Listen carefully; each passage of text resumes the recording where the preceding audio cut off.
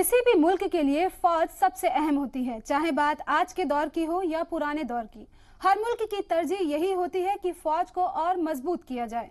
फौज मजबूत होगी तो मुल्क की हिफाजत मजबूत होगी। इसलिए सभी मुल्क अपनी अपनी फौज को और जदीद बनाने की कोशिश करते रहते हैं।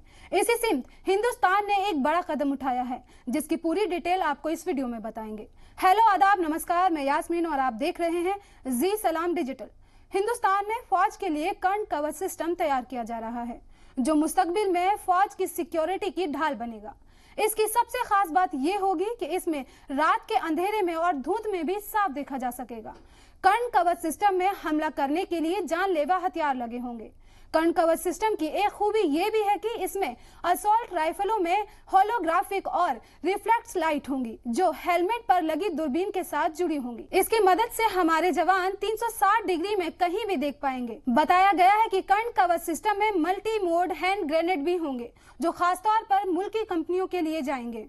इसी के साथ कम्युनिकेशन के लिए स्विच MPRS कम्युनिकेशन सिस्टम भी होगा। इससे जवान कम दूरी पर एक दूसरे को जरूरी मैसेज भी भेज पाएंगे। इसमें बुलेट प्रूफ हेलमेट लगा होगा, बुलेट प्रूफ जैकेट होगी, जो दुश्मनों की गोलियों से हमारे जवानों की हिफाजत करेंगे। और इसी तरह की खबरों के लिए जुड़े रहिए जी सलाम डिजिटल के साथ।